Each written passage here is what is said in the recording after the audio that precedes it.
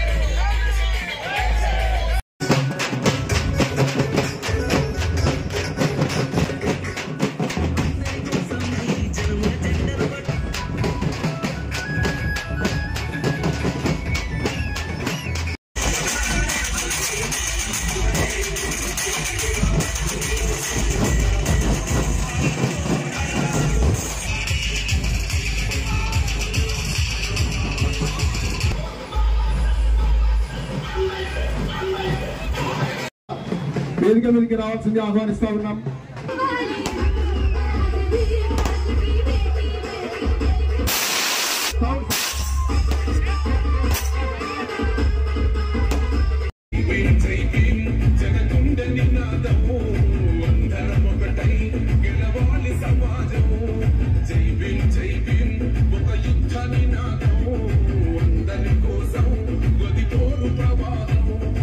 మేము కూడా చాలా హ్యాపీగా ఫీల్ అవుతూ ఇప్పుడు అసలు ఈ రాజ్యాంగం ఏం చెప్పిందో మనం వినాల్సిన అవసరం లేదు. హైదరాబాద్ వచ్చేసినటువంటి మల్లెపల్లి లక్ష్మయ్య గారిని మాట్లాడవలసిన మనవి. దయచేసి ఈ కార్యక్రమం ముగిసే వరకు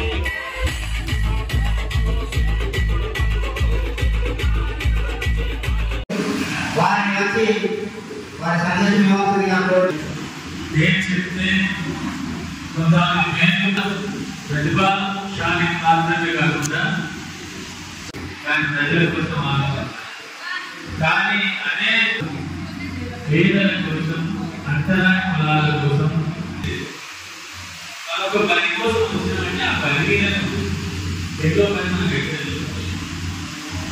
ఏడాది రెండు బయటకు కలిసిన తర్వాత ఓటు ద్వారా వచ్చింది. ఈ ఓటు ఇవాళ మనకు కావాలి అని కనిపెట్టిందంటే 1919లో మొదటిసారి అయినా బ్రిటిష్ వాళ్ళు కమిటీ పంపితే ఆ కమిటీ ముందు వెళ్ళి ఒక మాట చెప్పాడు. ఏంటది? 1 man 1 vote, 1 vote 1 man, 1 man 1 value. ఏంటని ఇంగ్లీష్ చెప్పింది.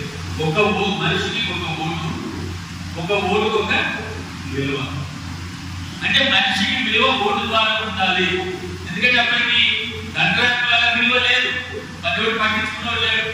నువ్వు ఉన్నవా, సచ్చినవా, తిన్నవా, పన్నవా, మేము పని చేసినావు అనే దాన్ని పట్టించుకోలేదు. మాలోడు, మాలోడు, డాక్టర్లు ఎవరు పట్టించుకోలేదు.